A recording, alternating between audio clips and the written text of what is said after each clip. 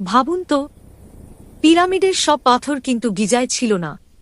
অনেক পাথর আনা হয়েছিল শত শত কিলোমিটার দূর থেকে, লাইমস্টোন আস্ত কাছের খনি থেকে, কিন্তু সবচেয়ে কঠিন গ্রানাইট আস্ত আসওয়ান থেকে, যা গিজা থেকে প্রায় ৮০০ কিলোমিটার দূরে।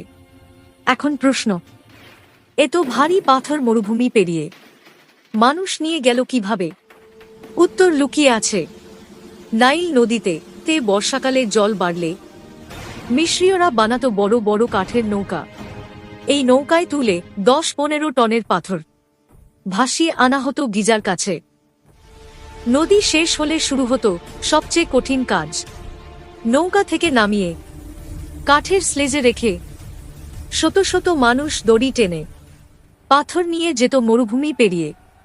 কিন্তু প্রশ্ন থেকে যায়, এত নিখুঁত হিসাব, এত সমন্বয়, এসব কি শুধু অভিজ্ঞতা থেকে সম্ভব, নাকি প্রাচীন মিশরীয়দের ছিল এমন কোনো জ্ঞান যা আজও পুরোপুরি আমরা বুঝতে পারিনি? পরের পার্ট দেখার জন্য অবশ্যই চ্যানেলটিকে ফলো করুন।